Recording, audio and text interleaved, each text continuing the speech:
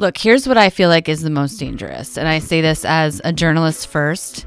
The sort of seamless transition that no one has been pushing back on from journalism to advertorial, where, no one seems to think twice between what we run as a story and what we run as marketing. So, I get a lot of offers to do things, to visit places, to go into restaurants. And my categorical first response is I'm happy to visit this destination or I'm happy to visit this restaurant. But, I do it without a story attached, or, even if I do it with a story attached, there's no guarantee that I will cover it. If I have a bad experience, I will not cover it. That is my editorial obligation. I have the experience and then I decide what it is. It's not a quid pro quo. I am not a quid pro quo journalist. That's not how I operate. It's not ethical for me to promise to deliver something until I know how I feel about it. But the new sort of wave of publicity in lifestyle is tell me where you're placing it. I can't promise. I can't send you anywhere until you tell me that you're going to absolutely put it in X, Y, and Z. And that is an ad. That is not a story. Right. And that's content marketing today. Absolutely. And it's a real problem. And it's a real ethical quandary. And the journalists who do accept those assignments are not journalists. They're bought and paid for. What up, Unstoppables? We have a great episode today, but real quick, we want to invite you to make the most important investment of your life. It's not a secret. There's no smoke and mirrors. I'm not even trying to pull a fast one on you. I'm going to be pretty straightforward. The best investment you can make in your life is in yourself. And the best way to invest in yourself is by investing in your network, putting time and energy, surrounding yourself with the best. You are the average of those you surround yourself with. In that Restaurant Unstoppable network, I made it easy. Over the past 12 years and 1,200 plus episodes, I've been researching and talking to people and trying to figure out how do you become successful in the restaurant industry. And I've curated a network of tools, services, technologies, and individuals, experts that I would go to tomorrow if I'm opening a restaurant. And I'm bringing you to that network with live events, whether it be a workshop, a mentoring session, a power hour, or access to me twice a month where I just listen and steer you in the right direction, all happening at Restaurant Unstoppable Network. Head over to restaurantunstoppable.com/live. You also get this amazing access to all the recordings, RU Network podcast, which includes bonus ad-free and early release content. It also gives you access to our Unstoppabot. It is a custom AI agent that is fed with 1,200 plus transcripts, over 2,400 hours of transcripts plus bonus content, all cross-referenced with our database. This is a powerful AI tool that you also get access to as well. What are you waiting for? Head over to restaurantunstoppable.com/live and we'll see you there. This episode made possible by Restaurant Systems Pro. With excitement, allow me to introduce to you today's guest, James Beard nominated lifestyle writer and the author of Cellar Rat, My Life in the Restaurant Underbelly, Hannah Selinger. Hannah, are you feeling unstoppable today? I am definitely feeling unstoppable. Yeah, I'm happy to have you here. I'm stoked to have you here. You're not my stereotypical guest. I usually talk to leading restaurateurs, owners. We're really focused on business and how to grow a business and how to scale a business, financials, operations, marketing. I discovered your book. I'm not sure how. And it instantly stood out to me. I'll talk more about that. But before we dive into your book and your work and your values, let's get that motivational, inspirational, ball rolling with a success quote or mantra. What do you got for us? Damn the man, save Empire Records. Damn the man, save Empire Records. Why does that resonate with you? I love it. Classic 90s film. I think, we'll get into my book, but there's a very powerful string of, power. It's against, corporate power and taking back what belongs to the people and saving a business and, saving an independent business. And that's part of what the book is about. It's not necessarily about an independent business, but it is about, labor rights and that's something that I'm deeply invested in. So what is it exactly that we're saving? What do you think is at risk of being lost? I definitely think that we are in this moment in time, and certainly when I worked in restaurants, which started in 2002 and extended through my 30s, and I'm aging myself a little bit here as I creep toward 45 next month. We are looking at an industry in peril, that the restaurant industry has been in peril for a long time, and certainly COVID contributed to that, and we're still digging our way out of it. And I say we, although I'm kind of industry adjacent at this point. I write about restaurants. I'm no longer in them. But, restaurant labor is in jeopardy. People are struggling. Restaurant owners are struggling to sort of reconcile what's happened in restaurants. And I think that's what I am concerned about when I look at the industry at large. Yeah, 100. And that right there is what, I didn't realize that fully when I picked up, or actually full transparency, I'm an audio person. I listened to your book while I was driving across the country. I'd love to get a hard copy though. Good thing you're only like a town away. Maybe I should have brought. I can't believe I didn't bring one. That was so silly of me. I think this is not the last time we'll see each other, so I'd love to get a copy. I'll support you and buy one as long as you sign it. I will absolutely sign it. So I mean, what stood out to me was I was like, oh great, like a memoir, an autobiography of somebody front of house, because I was somebody who gravitated towards front of house, and a lot of the memoirs and the books in the restaurant industry are about the back of house. And I was like, oh, I'm really interested in hearing this perspective. I think there was something that I saw on social media that resonated with me initially. I can't quite remember what that is, but what really made me get excited about getting you on the show is that you share a lot of the same sentiment that I share after 1,200 plus episodes and 12 years of talking to people, and the industry is under threat right now. Definitely. It's getting harder and harder for small independent operators to do good work. Labor is going up. It's hard to support local business. We want to create opportunity for people, and it's getting harder and harder to do that. And the industry is under attack. So I really wanted to get you here today to kind of dive deeper into what you learned from your experience. We'll get into that experience through sharing your story, and hopefully pull to the surface some of the big changes that need to happen. So I also want to recognize you too, because your book, like you kind of put some people on blast that are beloved American like idols, and to do that, to risk alienating yourself, takes a lot of courage. And I just want to recognize that. Thank you. I think, my feeling is, first of all, these are public people, and, public people, they can be responsible for their own actions, and they can be held accountable for the things that they've done. Many of the things that appear in my book, I had already gone on the record about the majority of them, which is how I passed a legal review with Hachette. And the other thing is that, the restaurant culture, more than many other places, is steeped in fear. It's no secret to anybody that we are in at-will employment states, and that restaurants, in some ways more than other places, are places where you can walk in and have no job tomorrow, but also have no financial security blanket. You are being paid tips, or you're being paying a very low minimum wage and tips. And many of the employees work countless hours and really have no financial security to fall back on, because you have no vacation time and you really don't have anything squirreled away.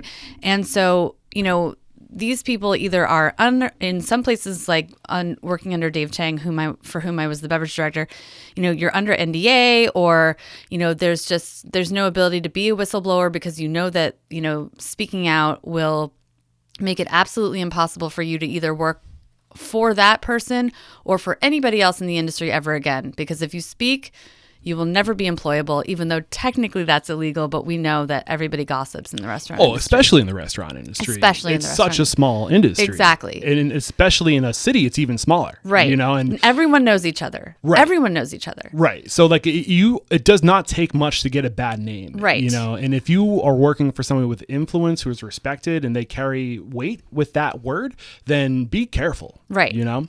So, I mean, if you could narrow it down to maybe at least 3 or 5 key things that you think, just to kind of have at the top of my mind going forward, like what are those 3 things or more that you would like to see change? So the first thing that I think that really deserves change in the industry is an elimination of what we refer to as the brigade system. We talk about and this is specific in some ways to fine dining, but also not specific to fine dining. We talk about Escoffier's brigade system, which is the chef de cuisine being at the top, or the executive chef being at the top, and then the chef de cuisine, and then you have station chefs. So you have the garde manger, which is the cold station, or the pâtissier, which is the pastry station, or the saucier, which is sometimes regarded as the meat station. And that system is designed in some ways to put people in specific places in the kitchen, but it's also a hierarchical system where, the person at the top has the most respect and the person at the bottom has the least amount of respect. And that system is based and predicated upon inequality. And I really feel like there's no reason why everybody in a system of the kitchen can't have the same amount of respect and the same amount of responsibility. Why aren't we training people to all learn the same skill set? Why does someone have to be at the top and someone have to be at the bottom? It doesn't seem to make sense in 2025 that we have this system of ranked, power. It only contributes to ego, which we already have an issue with in the kitchen, and to abuse and to misuse of power. So that's the first thing that I would press in the back of the house. I mean, where do you think this manifested in your story the most? I mean, thinking about the book, that it comes up often, but when you think about it, where does it really resonate? It certainly, to me, was manifested with Chang and the way he treated subordinates and the way he, felt like he had the right to yell at people. I mean, there's an incident in my book in which he came very hot at, I think it was a stage, and he said, oh, you're doing this incorrectly. I'm going to murder you. I'm going to scalp you. I'll kill your fucking family. It's pretty intense. It felt pretty intense at the time. But it's also not, I hold Chang to account for this, but that's not unique to Dave. It wasn't something that only Dave did in a kitchen. I mean, Dave is the only person, to be clear, that I ever heard say, I'm going to murder your fucking family. But in the kitchens in which I worked, he wasn't the only person who came down on his subordinates. He wasn't the only person that I saw abuse the hierarchy of the brigade system. That was how it went. And I went to culinary school at the French Culinary Institute, and I certainly felt fear from people above me when I was staging in a kitchen. And I think that's just how it's ingrained based on Escoffier's system. What do you say in a kitchen when you're working on the line? You say, yes, chef, right? That's what we're taught. There's no to say. dialogue. It's just no, heard, yes, chef. Yes. You're above me, yes, chef, yes, chef, yes, chef, behind, yes, chef, behind, yes, chef, behind, yes, chef. It's drilled into you, right? What if we got rid of that? Right. A couple of things are going through my head. One, in this circumstance, you're talking about David Chang, Momofuku at the time. And what was the other restaurant you worked at with him? I was a beverage director of 3. So it was Momofuku Sambar, Momofuku Noodle Bar, and Momofuku Co., which had just opened at the time. And Resto too? No, Resto came after him. Okay. That wasn't him. Okay, got it. So I think it's important to recognize this is 2008. Yeah. We are a product of the world we come up in, right? And I think that this criticism isn't just falling on David Chang. I think it was the industry at the time. Yeah. Right? I think it's important to recognize that he came up in that system. Yes, he came up through Boulay. Right. Yeah.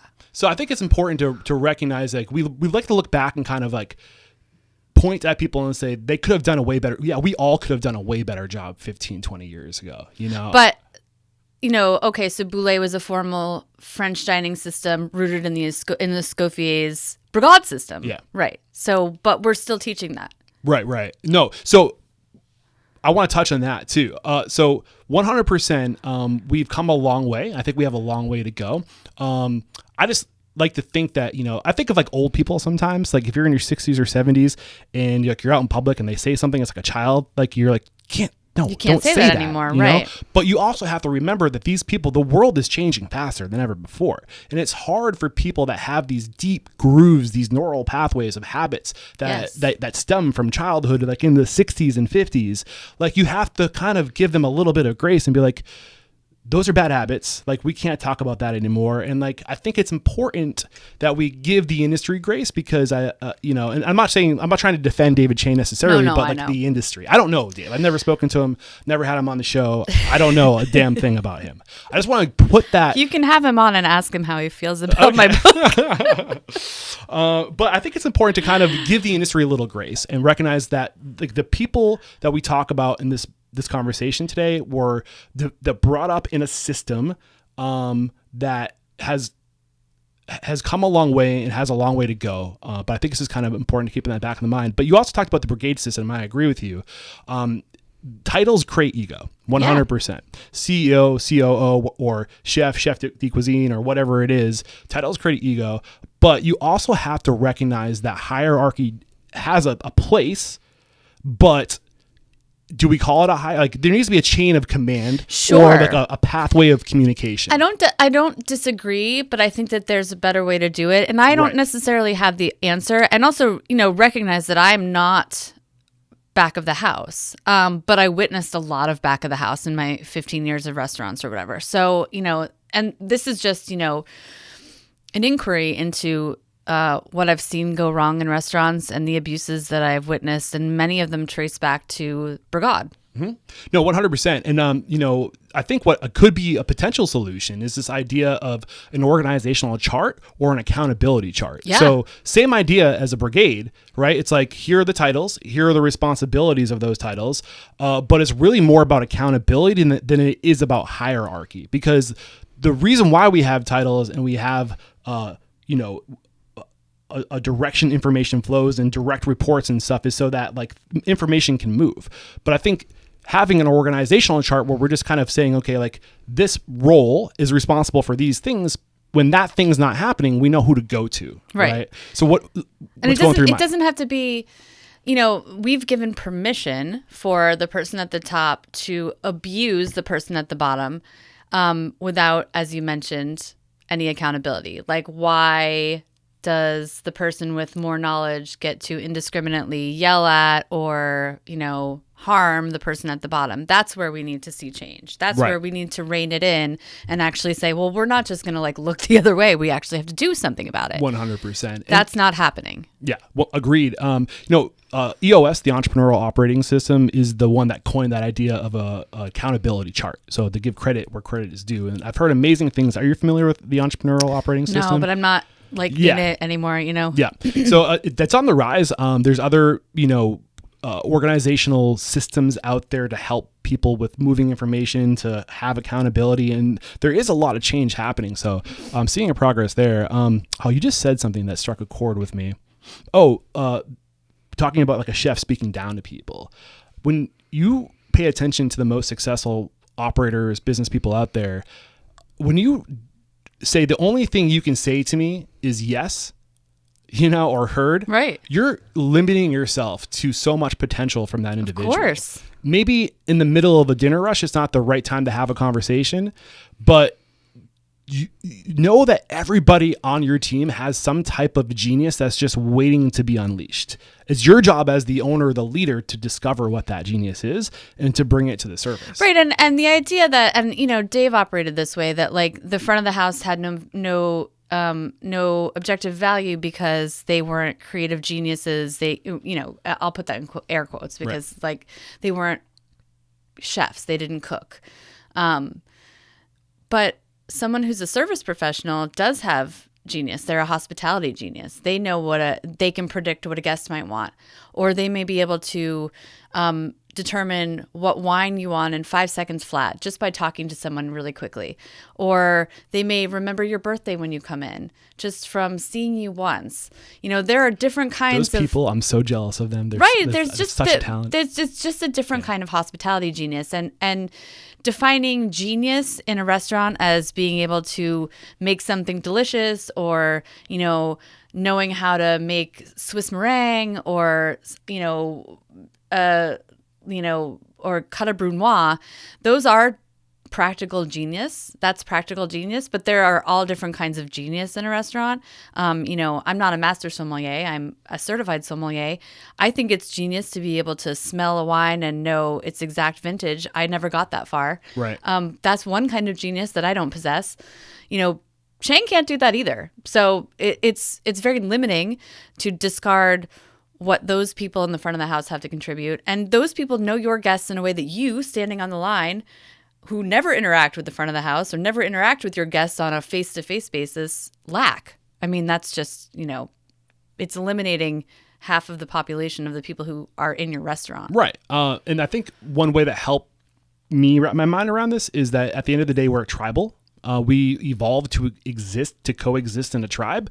And whether that tribe was 150 or 50, that tribe, everybody in that tribe brings something special to the tribe, and the wholeness of the tribe is what is healthy. And leaning on the individual skills, like when you come together and you let people bring their uniqueness to the wholeness, that is what is powerful. And that's how businesses operate. We're not supposed to be amazing in everything. We're supposed to be in our lane. Yeah.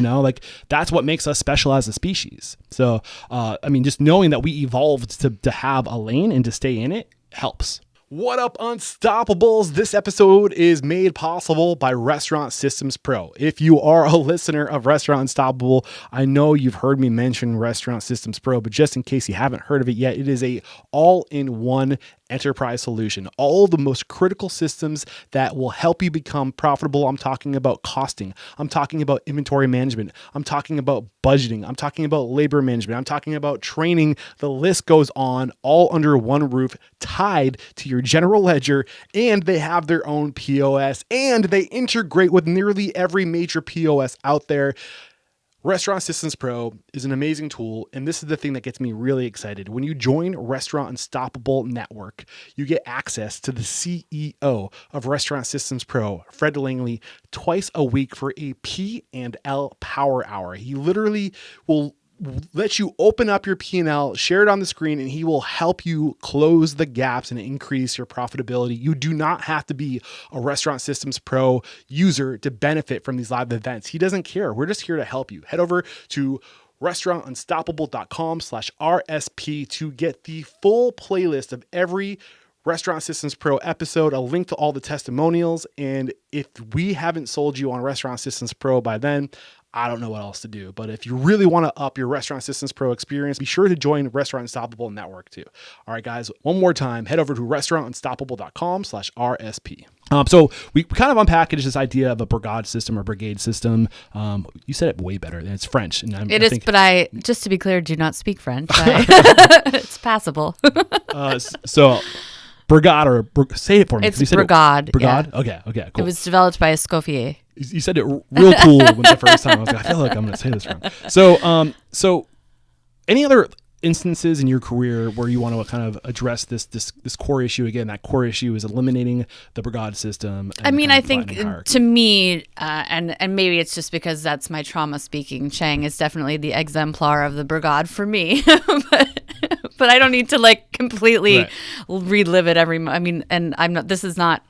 You don't like surfacing trauma? Well, I feel like the book is definitely a rehashing of my trauma. This isn't meant to be my manifesto against David Chang. Right. I feel like I've had enough of that in my life, and nor is my entire life an attempt to demonize him. He's a human and he's made human mistakes.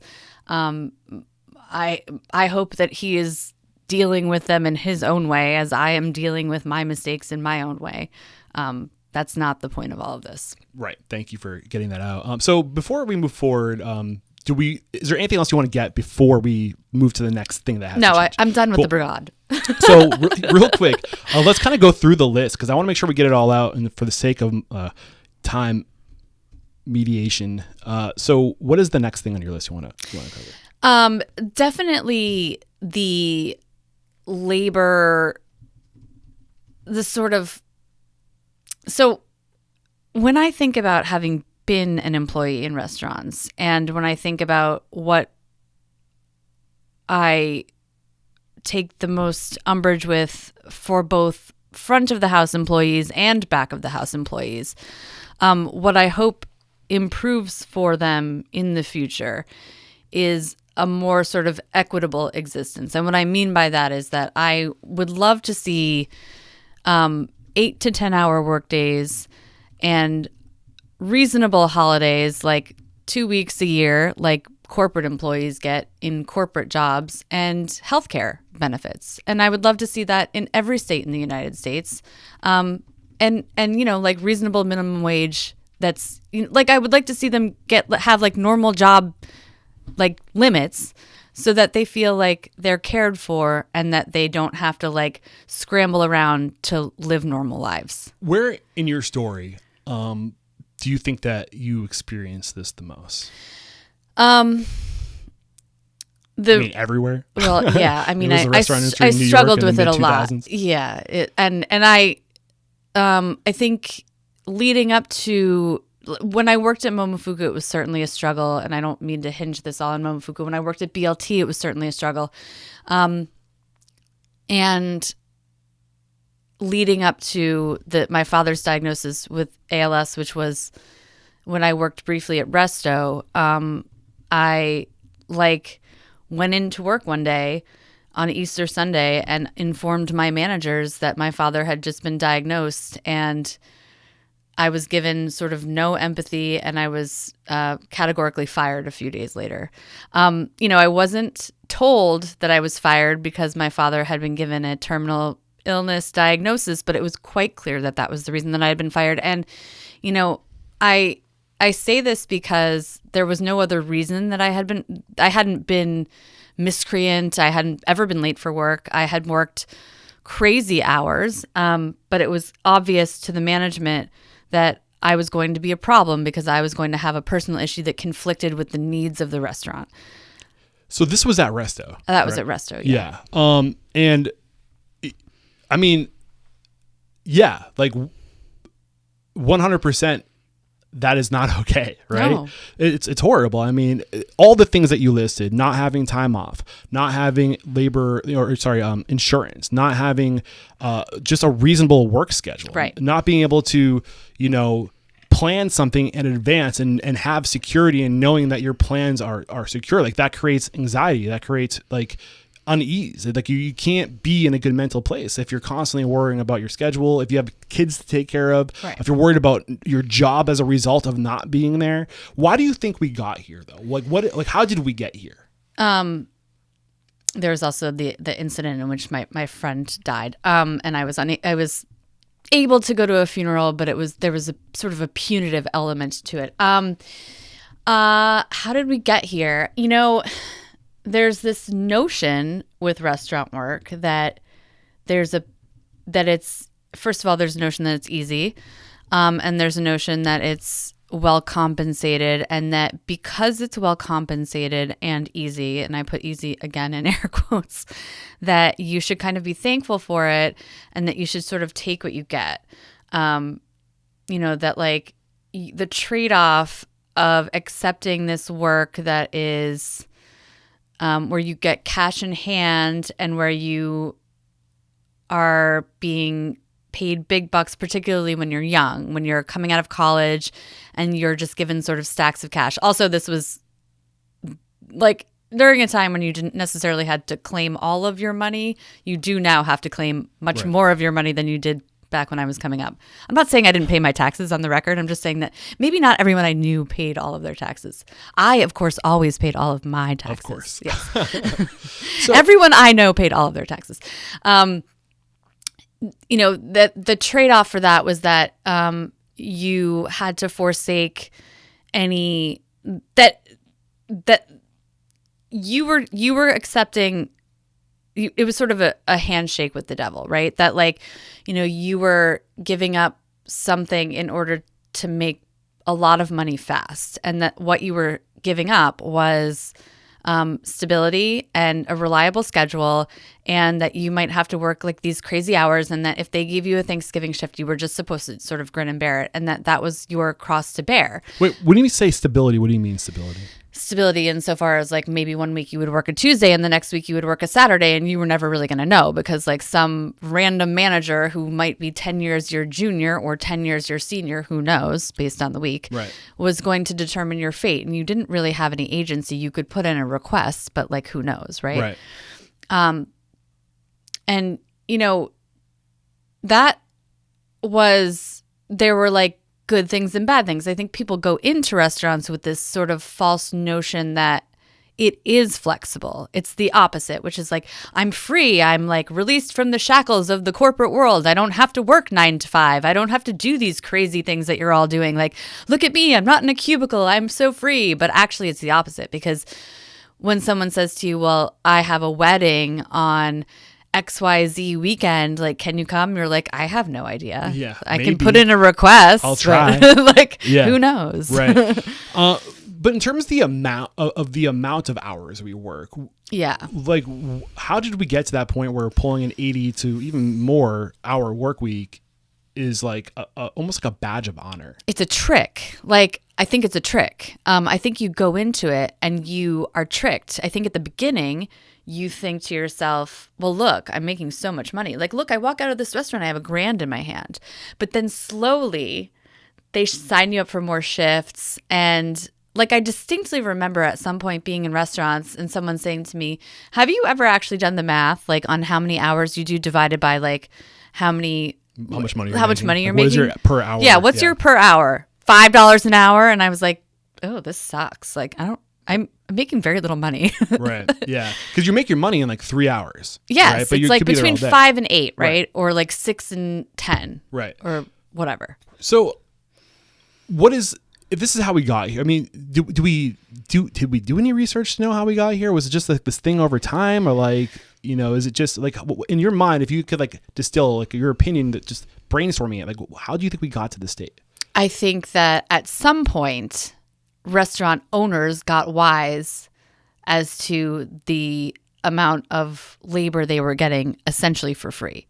Because, you know, back when I came up in restaurants, the minimum wage for servers, tipped employees, was $2.13 an hour.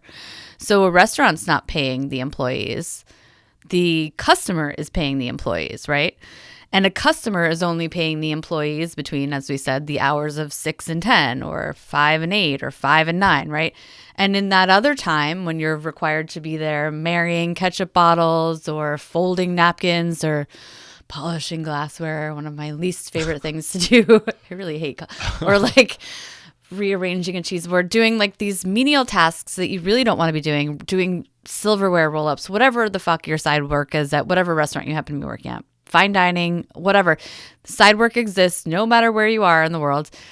You're doing it for free because $2 an hour is for free after taxes. You get a paycheck for $20. Yeah. And what's crazy is there's still a huge pay disparity between front and back of house. You know, like you're the one that's making the money at $2.15 an hour, you know, $2.13, whatever it is. It's wild. I think also just the industry is generally, historically, people who own restaurants may have not been of the privilege. Like they come from, a lot of immigrants come here with looking for opportunity. They open a business. They don't really have any business experience. They get to where they are by just busting their ass and working hard. And they're there 80 hours a week, and they don't really understand historically the power of systems, processes, delegation, the extra time to manage a schedule, the thought of, if I have more people that I have to employ, it's just more to manage. Like, if you don't want to be here, go find another job. I think historically, the restaurant owners haven't had a lot of business savviness. Yeah. You know, and I think back to my parents. My parents opened a restaurant when I was 3 years old, and they didn't have, like, they got through high school. Neither of them went to college. They didn't have any restaurant experience before that. My grandfather on one side was a barber, and the other side, I think he was in like alcohol sales or something. My grandmother was a nurse, and my other grandmother was a stay-at-home mom. Like, my parents didn't come from a background of business, right? They didn't have that privilege. And I think that's most people who open restaurants historically. It's changing, but it's just, there's just so much. I think you just work hard. I'm working hard. Why aren't you working hard? Well, because you fucking own it. Like it's different. Like no one's going to treat it like you treat it. You're the owner. This is a job for me. You know, your business isn't my baby, is your baby. Right. And I think owners kind of have to kind of like accept that. Like no one's ever going to love your baby as much as you. They love making a living and existing in the world and paying their rent. Right. I mean, but who wouldn't, right? Exactly. So what's the solution? I mean, if it has to change, what's a picture of what this done right looks like? Have you looked into that? I mean, it's really hard to say. You know, do we eliminate tipping culture? It hasn't been proven to work in the United States yet. But, why? Well, why? It's partly that we haven't figured out a system that benefits both owners and the people who they're employing. You know, it's going to take some mathematical equation that I haven't quite figured out. And, you know, in my defense, I am not a math major. Neither am I. You're in good company. I studied books.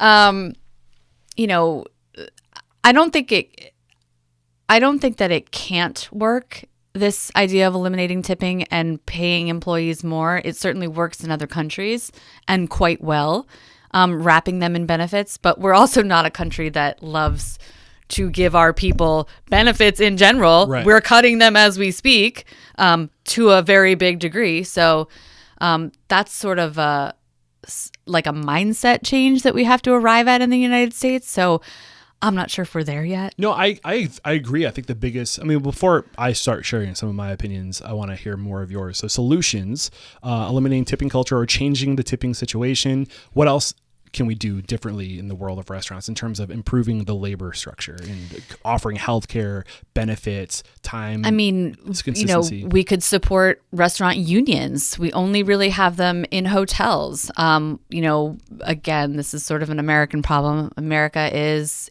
kind of ambivalent about union culture right now. We were very pro-union 50 years ago.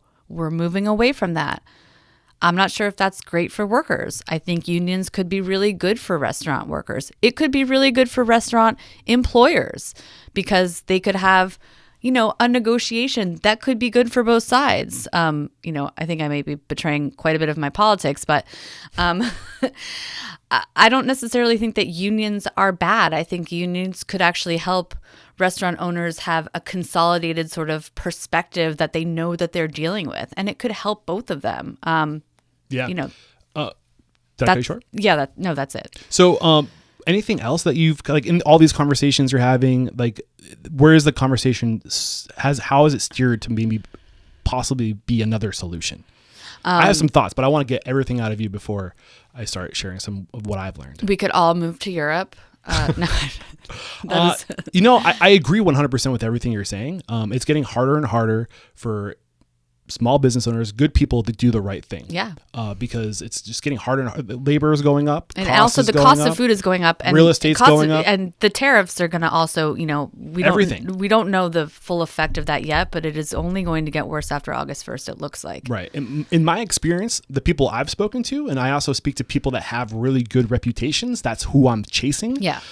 They want to take care of their staff. Of course. They have every ounce of them wants to do the right thing, and they're doing the right thing at their own cost. Right. And that's the reality is it's getting really hard for people to do the right thing, paying your people a livable wage, giving them security in health insurance, giving them a little bit more than, you know, security and like benefits to make them feel like they can be we need to be holistic, well-rounded individuals. Oh, actually, I wanted to add one thing, which is sort of a pipe dream at this particular political moment. But, you know, government subsidies toward the restaurant industry to help support independent restaurateurs, which I don't think that I see happening in 2025, 26, 27, maybe into 2028. But in a perfect world, if the government were to sort of recognize the needs of independent restaurants and how necessary they are to the fabric of American culture and were to help support independent restaurants the way they support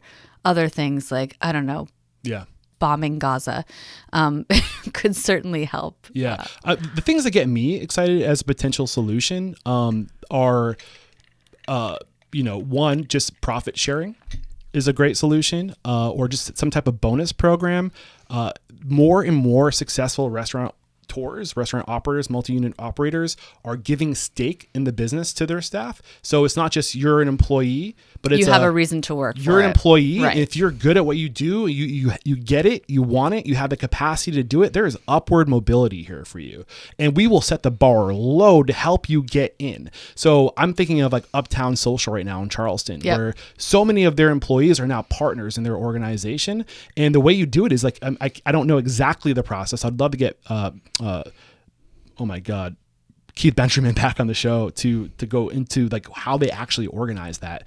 But like as little, so say something is EBITDA or valued at like $2 million. For 1% of the value of the business, you can own stake. So, or maybe say it's $1 million. So most people can't put up a ton of money to own like 10% or 20% or 50%, but they can find 1% from friends, family, and fools, or they can save up and get that 1%. They can raise $10,000, right, to have stake in a business. And now they're a part owner, and their hard work is going towards building the value in something and increasing. They have a percentage of the stake of the value of that organization, and they can continue to put money away and own 2%.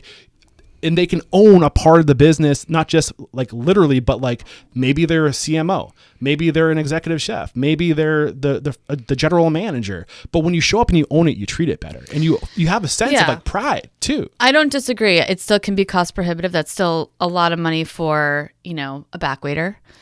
You're still talking about a huge risk to take on when I don't have it at my fingertips, but the failure rate of new restaurants high. I mean, we're talking about a difference between new restaurant versus established restaurants, but what is it they say about there's an old adage about how to lose a great fortune fast, how to turn a big fortune into a small fortune.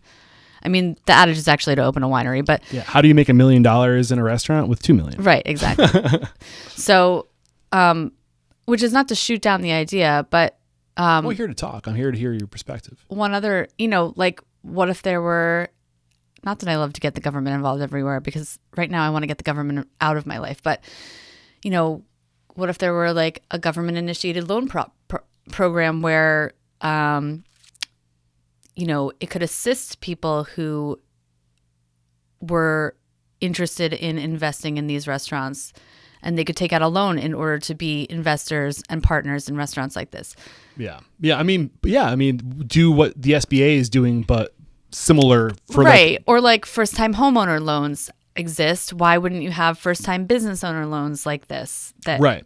Yeah. No, I don't have the answers. I'm in pursuit of the answers. That's the whole idea of this podcast, is to go to see what different people are doing and to democratize or decentralize and democratize that knowledge, to get the information out there so people can learn and make themselves better, change their values, change their ability to do the right thing. So I mean, I have seen that this model of knowing that like, hey, like we go further together. If you're serious, like you don't have credit to go to a bank, or you don't have the experience to go to the bank. We can be the bank. What is your vision? What do you want to do? Help us grow this. And then as you come up and as we get this going, and we can replace you with the next wave of you who comes up, but like help your job is to replace yourself, it's right? Like rent to own kind exactly. of thing. So like, so if you help us get this going and you're good and you're a fit in our culture, what's your vision?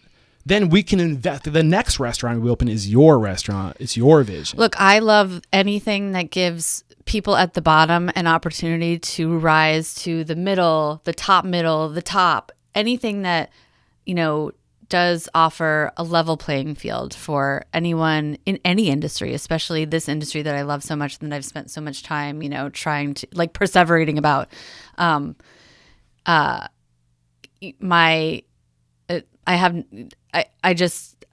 don't know what the best way in is. I don't know what the best way out is. I've seen so many things that concern me. My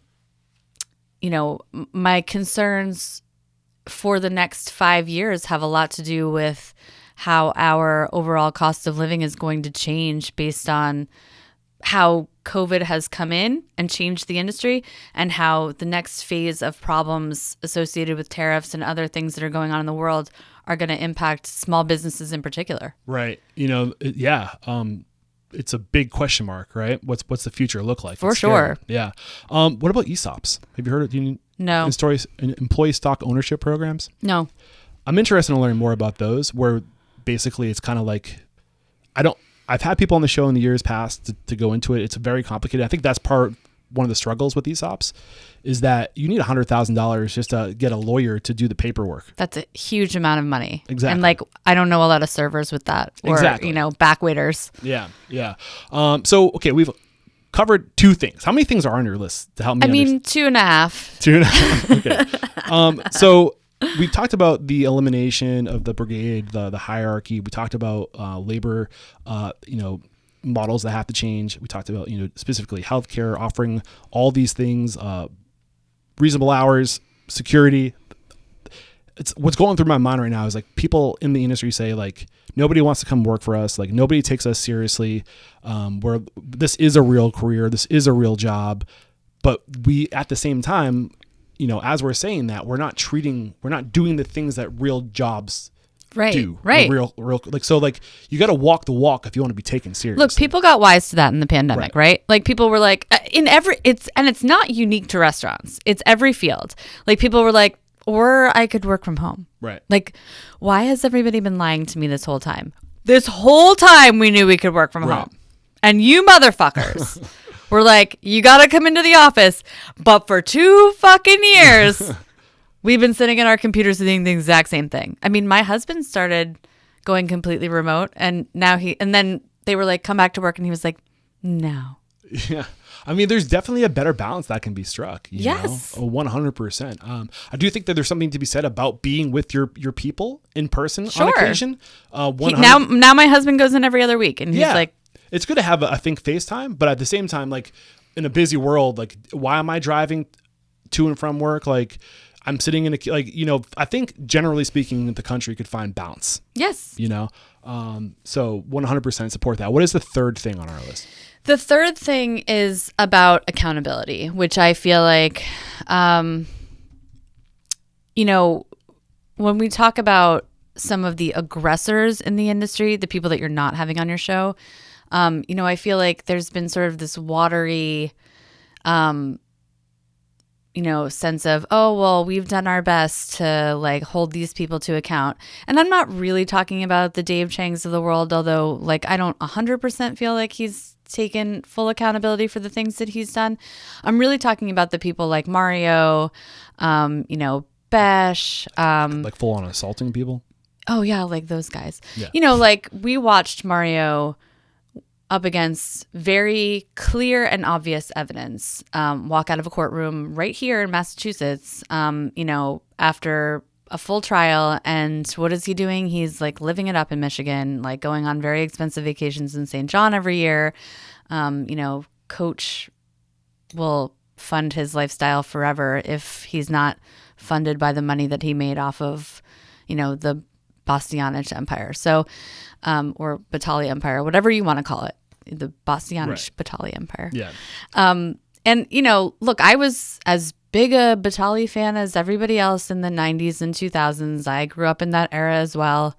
But I think, it would be a lie to say that we really took that as seriously as we could have. It would be a lie to say that Ken Friedman really paid his dues. The person who really paid dues in that situation was April Bloomfield. She's really never recovered from the sort of things that went down with Ken and the...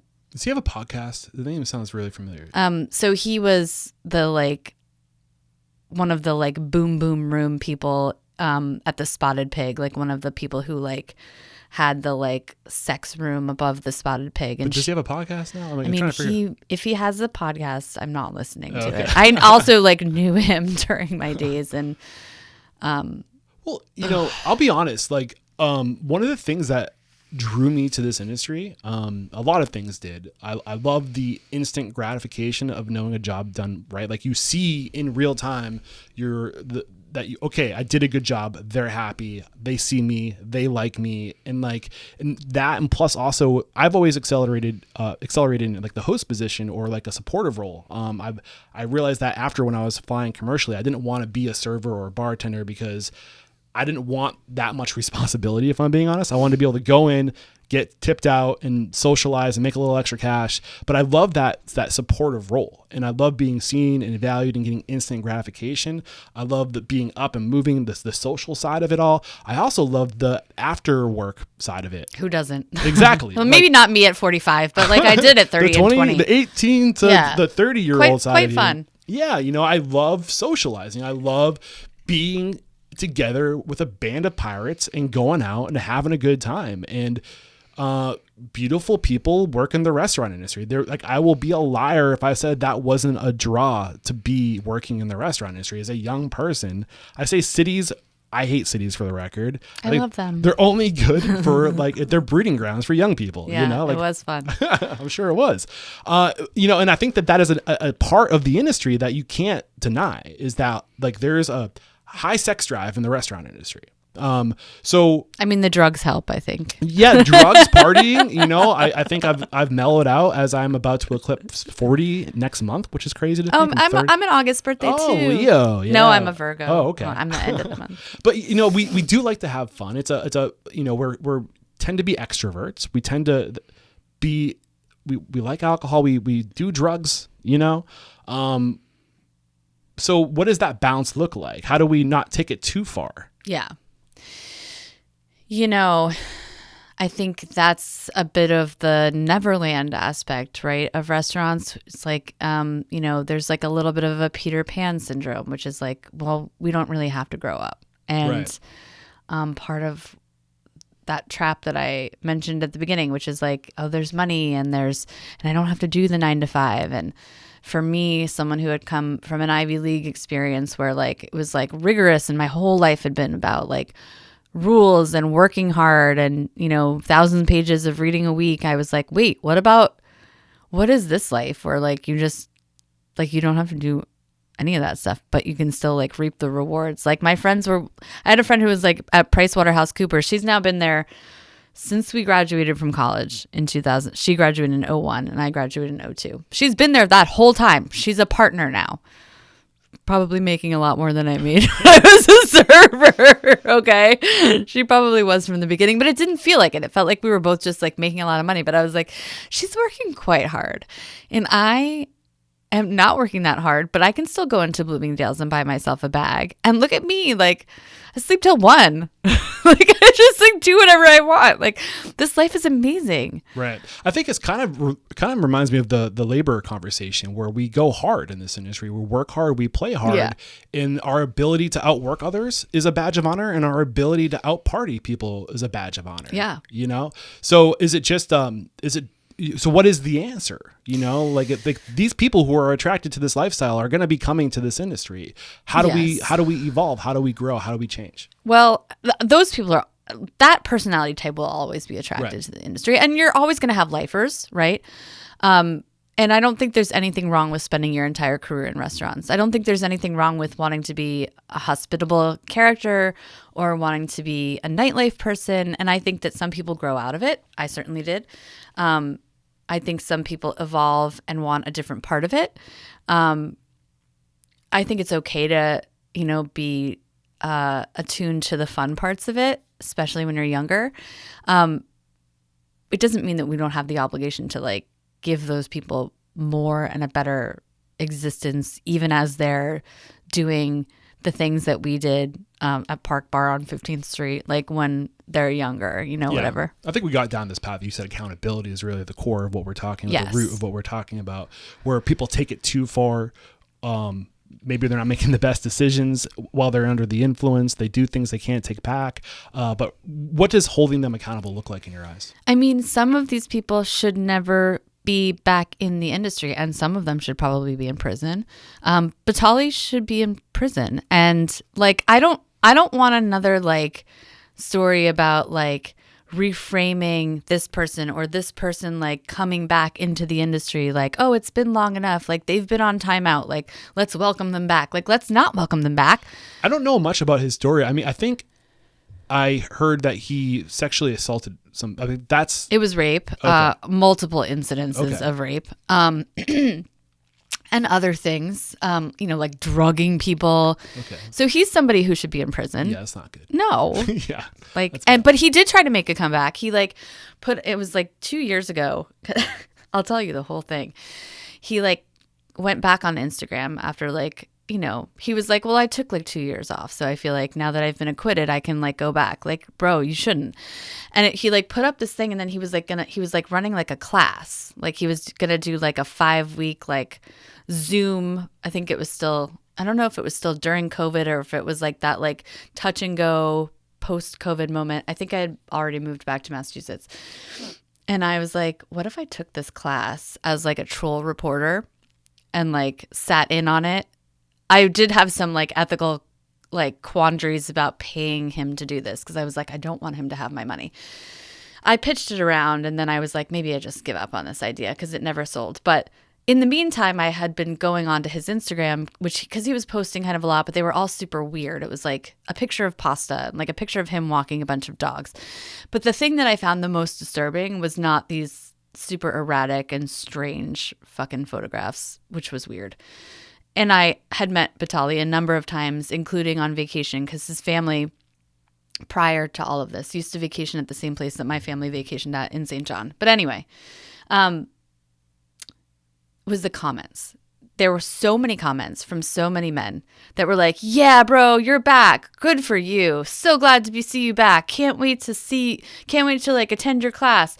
Yeah, awesome. Your food's the best. And I was like, wow, does everybody just have collective fucking amnesia? I mean, I understand that his food was good. I ate at Babo many times. I've eaten at Lupa. I think I've eaten at every single one of his restaurants, including Poe, which was one of his first restaurants in New York, 30 years ago. I mean, I loved his food. He was very meaningful to me a long time ago. I watched him up on the Food Network when I was in high school. I get it. But all of that doesn't matter to me because he's a rapist, and I'm not going to go onto his Instagram and be like, I'm so glad to see you back. No, just never again. Delete your account. Just delete your account. Just go away. Go sit in your house in Michigan. Yeah. Yeah. No, I mean, I can't push back on anything you said. But I am curious, how do you think these people, what is the game, right? How do you get to this point of where you have this acclaim in these restaurants and this attention? I think that's kind of one of the underlying things. I think David Chang is another person that played the game and got to the media. I mean, somebody else that you mentioned in the book that didn't come out of today's conversation. Johnny. What's that? Johnny Uzzini. Johnny, yeah. Another celebrity, right? It didn't have too many bad things to say about Christy. Was it Christy? What am I trying to say? Christina Tosi. Christina Tosi. Thank you. I don't love her. I mean, I'm not here to I don't know these people, just for the record, but and they're top of mind because they were mentioned in your book. What are your thoughts on the media? And this is something that I've noticed. I mean, if we're talking about things that need to change, do you think the media plays a role in this? This episode is made possible by Restaurant Systems Pro. And at Restaurant Unstoppable, we are huge fans of Restaurant Systems Pro, so much that we are partnering with Restaurant Systems Pro, and they are going live every other week, twice a month. They are going live in Restaurant Unstoppable Network. Fred Langley, the CEO of Restaurant Systems Pro, we will have access to him, and he will go through your P&L. You do not have to be a Restaurant Systems Pro client to take advantage of this. He will literally tear apart your P&L, and he will help you find the gaps so you can increase your profit by 5% or more. He is literally saving people's restaurants in Restaurant Unstoppable Network. If you want to take advantage of not just Restaurant Systems Pro, their budgeting, their costing, their inventory, their labor management, their training, their general ledger, all tied to your POS, this amount of data is insanely ridiculous. Beyond that, he's making himself available to coach you. This is all happening at restaurantunstoppable.com/live. We'll see you there. Oh, yeah.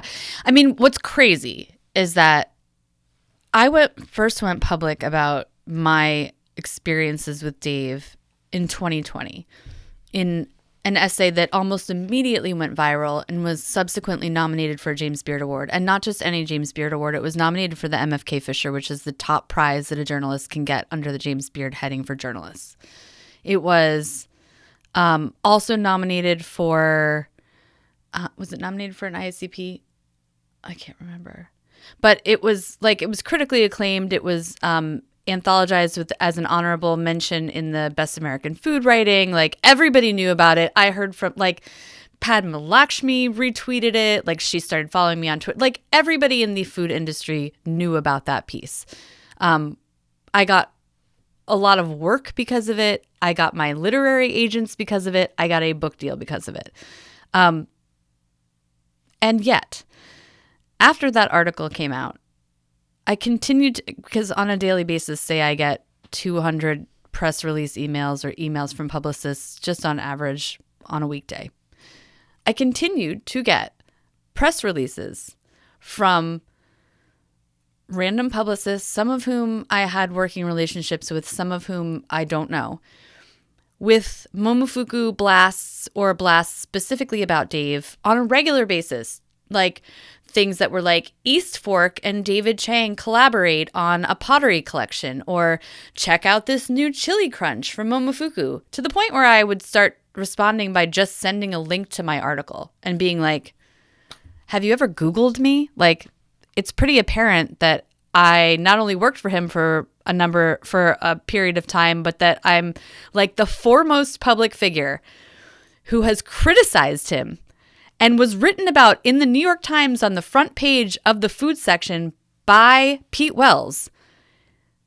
Like, it's all over the place. Everybody knows that I did this. Stop sending me emails about him. There was no reverberation about what had happened. Like, it was like people just forgot about it. Magazines that I write for, like Food and Wine, which I love writing for Food and Wine. I love my editors there, but they continued to cover him. Like, in one section, they would be like publishing my work, and then they would be writing about Dave. Why? That's such a great question.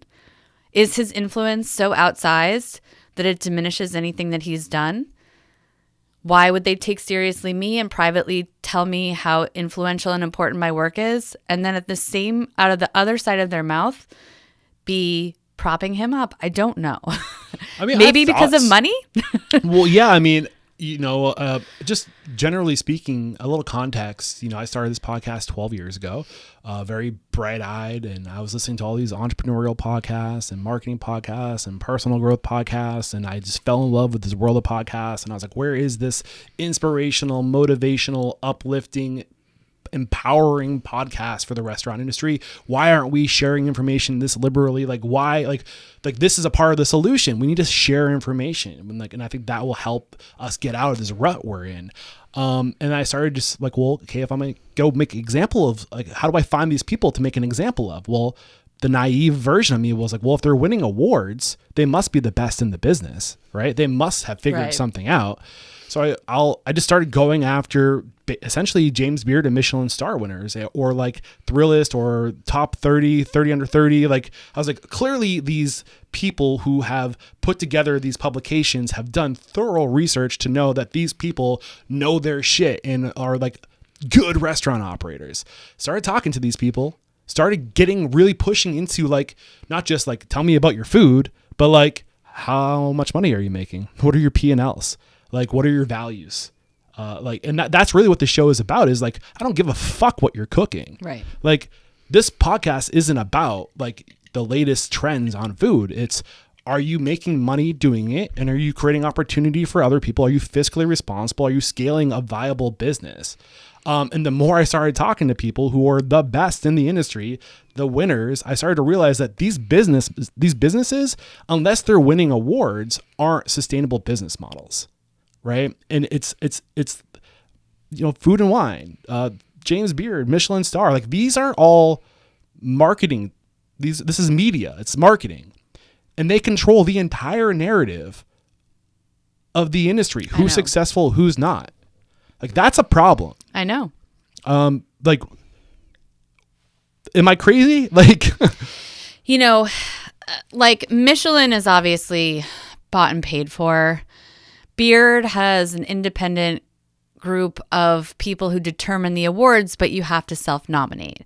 So technically a publication in the journalism awards, someone else can nominate you, your publication can nominate you, but you can also nominate yourself. You can pay to nominate yourself. Now with the Eater Award, I did not nominate myself. Somebody nominated me. But you can pay $75 per submission and pay to nominate yourself. So what does that do to the field? It means that wealthier people have a leg up on people with no money. It means that in journalism, you can technically apply for financial aid and ask that your fee get waived if you don't have the funds, but most people don't even know that. So it means that there's a barrier between journalists who have money and journalists who don't have money. It means that chefs who can afford to put in the fee and chefs who can't afford to put in the fee, or chefs who know to nominate themselves and chefs who don't know to nominate themselves, there's an access barrier. And Michelin is obviously the same, and the stakes are higher. There's more money involved. There's a higher fee to apply. All of these things, I don't want to call them rigged because there are still independent people who ultimately decide, but there are other things too. James Beard is notoriously conservative. I don't mean politically conservative. What I mean is that they are not risk takers. I'm not trying to make this like a woe is me thing, but I knew that even though I had been nominated for that David Chang, piece, it was very unlikely that I was actually going to win, because if they had actually given me the award, then I'm going to stand up in a room filled with people, many of whom are chefs or chef adjacent, and accept an award for a piece that was taking down one of them. Right. And were they going to let that happen? Well, probably not. Yeah, and I think the other thing I've realized, it's less about how good you are as a chef, and more about how well connected you are as a chef. Connected, it's very and political, assimilated, and are you part of the club? The person who ended up winning was Francis Lamb, Splendid Table Francis Lamb, and he is just the person they want to have winning the award over and over again. And so he does. Yeah. And then the other media and people started to catch wind of how the game actually works. And then there was this huge just like self-correction of overcompensating to like cover your tracks, which is in my mind just like, now it's like, we know you're guilty, right. It's like, and just generally speaking, I think that if there's something being added to this list that we're talking about, I think generally it's just award culture.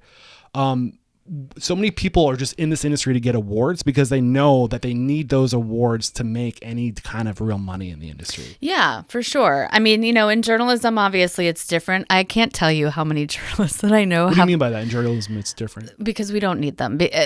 Look, if you were to open up any freelance writer's portfolio, 90% of them would have award-winning journalist next to their name. You'll see mine. It doesn't say that.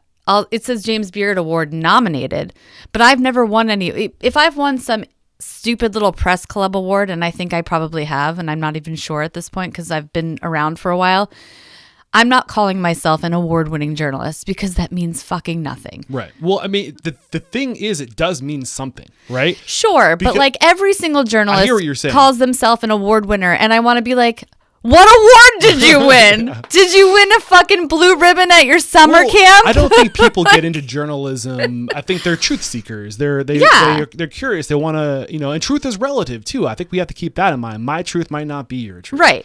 But if you see it, let me put it to you this way. If you open up someone's website and it says award-winning journalist, but it doesn't tell you what award, then you can pretty much say to yourself, it means nothing. Right. There's a lot of awards. Right. It doesn't say Nobel Prize or James Beard Award or an ASME, which is the National Magazine Award. Then I don't give a fuck what kind of award you won. Like my dad gave me an award one time. It said Best Daughter. Do I believe him? He has 3. You should add it to your profile.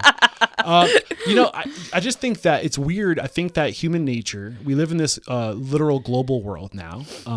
And this is kind of an unprecedented thing, the way we live with access to all this information. I just don't, it's interesting. It's almost as if the consumer is more loyal to the marketplace or the media outlet than they are to the restaurants themselves. And that's a big change. People don't go out to eat because of relationships. I mean, eating out is a big part of marketing is psychographics. What does it say about me if I'm seen in this restaurant? Especially on the Instagram age, exactly. Right? Or like, does this restaurant, like, that's why everyone's like, start with why. Like, what is your mission? Like, what change do you want to see in the world? So, like, you can attract onto yourself people that share those values. And I think in a world where we live in a global world, but we're still creatures that evolved to exist in a small world of my tribe and the neighboring tribes. We only have so much attention. And because of that, I think it's Seth Godin talks about this in Purple Cow. Like the difference between number 1 and number 2 is usually 100%. Like the number 1 ice cream in the world. Do you know what it is? Haagen-Dazs? No, like the number 1 flavor. Oh, it's probably like vanilla. 100% is the number 1 ice cream. Do you know what number 2 is? No. Chocolate. Well, I mean, that would have been my guess. Do you know how much vanilla is sold in America versus chocolate? Much, much more. 100% more. Yeah. And that is a pattern that you see everywhere. I just want to say for the record that neither of those is my favorite flavor. So I'm just saying, like, it's just this thing, like, that's a great example. But what happens is, like, what's the number 1 media outlet, right? Oh, to like get your trusted probably. food. Yeah. Well, right. If you're in New York or like whatever, I think what I'm trying to say is we live in a global marketplace, but the reality is we're in fragmented local markets still. Right. So it makes it really hard to be seen. So that if you are somebody who gets one of these national publications talk about you, there's an imbalance. Like the media creates this horrible imbalance.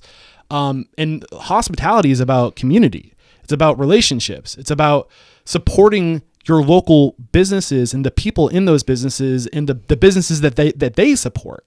And I think if there's a 5th thing, or do we do 1, 2? We talked about the hierarchy. We talked about labor. We talked about accountability. We talked about the media. We talked about, yes, we're on media now. Yeah, but what about the consumer? Where is the consumer on this list? Well, so, I mean, I've been thinking about the consumer because, like, I have, I go through like these fits where I'm like mad at the consumer, like, why don't you understand what's going on, and why don't you tip better, and why don't you understand that like you're paying for a product, and if you're so angry about the cost of goods, then just stay home, make your own pies. I baked a pie today. I saw the photo. It was very nice looking. Thank you. Was it a strawberry? It's actually apricot. Oh, that's what it was. And mixed berries. And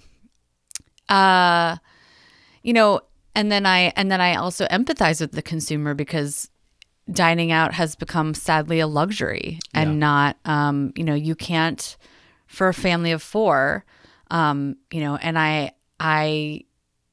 am fortunate insofar as I can afford to go out to nice places and not nice places, even as a family of 4. It's not even affordable to go to like a casual venue anymore. Like a family of 4 to go out to like a normal place, it's like you're looking at $150 for a family of 4 just to like eat dinner. Yeah. And I'm not talking about when I went to Raffles for my birthday last year and I got the check and I was like, is that real? I love you, Raffles. This is not about you. It's about me. I think the consumer is kind of a victim in this, if I'm being honest. Yeah, well, I mean, look, the consumer is certainly a victim of inflation and probably a victim of not adequately understanding what they're up against. I think they're also a victim of marketing and a victim of media. Yeah, probably. Everything that the consumer knows about the restaurant industry is through a media outlet that is painting a very misleading world of the restaurant industry. But also the restaurant industry is a little guilty because at our core, hospitality is about projecting a false reality. It's about helping you escape your reality. Right. You go to a restaurant, you don't see the reality. Well, that's the point, though. We don't want them to know what's really going on, right? And you're supposed to go into a restaurant, and it's supposed to be magic, and that's what we curate, right? That we want to curate that experience. The problem is that we can't curate that experience for $50 a person anymore, or even $100 a person. Like, let's be real. In fine dining, what are we up against? What are we up against in terms of what wines cost with tariffs, what food costs for local farms to produce this food? The climate is changing. Who knows what we're up against in the next couple of years? These experiences, like if you pick up a copy of Food and Wine, I do love it. If you pick up a copy of Bon Appetit, I love it. And you see these things, these used to be tangible, like you could do these things. You could actually go to these experiences. You could go to these restaurants. You could have these experiences. Now it's totally in the luxury demographic. Like these are not real experiences that average Americans can have. You have to make $200,000 a year or more in order to be able to like go to these restaurants. So it's just escapism. Right. Yeah. I mean, just to kind of round off the thought, and we got to start closing it up because I got to make sure you're on time for picking up your kids. Thanks. Before we started today's conversation, I pointed at a book behind you on the shelf called Power and Progress. And the whole idea behind that book is whoever has the money controls the agenda, controls the narrative. And in a national marketplace where there's only room for a couple we only have so much attention as consumers. We all share the same resources to get the same information. And if you have a lot of money, you can get that attention. You can hire publicists to go to work for you. It's about who you know. And if you have a giant budget, you can paint a false reality, and you can the marketing creates such an imbalance in this industry and in the world for that matter, that I think, and when I don't know if I'm famous yet for saying this, but maybe someday I'll be famous for saying it. I think marketing is the bane of human existence because it's literally, I think, just creating if there's the rich getting richer and the poor getting poorer, marketing is at the leading edge of that because it's about controlling the narrative and it's using agendas to spin false realities. And today it's easier than ever with the internet. It's just like you can pay people to do the work to get the exposure, I have to be careful because I have a marketing team, obviously. Well, I mean, I'm not saying marketing, it's the bane of human existence. I'm not saying it's unnecessary. What is marketing? It's bringing something to market, but in a world where you could have a shit product and be a shit person and have the best marketing, that's more important than doing the damn thing really well. Look, here's what I feel like is the most dangerous. And I say this as a journalist first. The sort of seamless transition that no one has been pushing back on between from journalism to advertorial, where no one seems to think twice between what we run as a story and what we run as marketing. So I get a lot of offers to do things, to visit places, to go into restaurants, and my categorical first response is I'm happy to visit this destination or I'm happy to visit this restaurant. But I do it without a story attached, or even if I do it with a story attached, there's no guarantee that I will cover it. If I have a bad experience, I will not cover it. That is my editorial obligation. I have the experience and then I decide what it is. It's not a quid pro quo. I am not a quid pro quo journalist. That's not how I operate. It's not ethical for me to promise to deliver something until I know how I feel about it. But the new sort of wave of publicity in lifestyle is tell me where you're placing it. I can't send you anywhere until you tell me that you're going to absolutely put it in X, Y, and Z. And that is an ad. That is not a story. Right. And that's content marketing today. Absolutely. And it's a real problem. And it's a real ethical quandary. And the journalists who do accept those assignments are not journalists. They're bought and paid for. Yeah. And it's something that I'm currently struggling with in full transparency of trying to keep this podcast going while being transparent. And it's hard to do for people out there. And I think we need to bring more attention to it. And we are at time. I want to respect your time. Any final thoughts, words before we say goodbye? I hope we can make the changes that we aspire to in the industry. And it's a place that I love very, very much. So, even with the sort of mixed feelings that I have about having lived through my time in the industry, I do still see great things for restaurants moving forward. And I hope everyone will buy my book. Yeah. And say the title one more time. Cellar Rat, My Life in the Restaurant Underbelly from Little Brown. I really enjoyed listening to it. Thank you for taking the time to be the first interview in my new space, my new studio. Yay! Yay! I'm stoked that I can stay home and do these recordings in person. You're just a town away. We made it happen. I do like to ask my guests one last question before we say goodbye. Who do you respect? Who do I admire? respect? Like, who's doing it right in the restaurant industry? Who's somebody that you think I should make an example of? Who's had success? Who's treating their people right? Who deserves to have their story be told and be made an example of? Who is that for you? Oh my gosh, this is so putting me on the spot. I hate this stuff. Sorry, I could have given you a heads up. My friend Jared runs a restaurant called Dead Horse Hill in Worcester. I'll give him a shout out. Dead Horse Hill. Look out. I'm coming after you, Jared. And thank you so much. There is no questioning. You are unstoppable. Thank Cheers. you.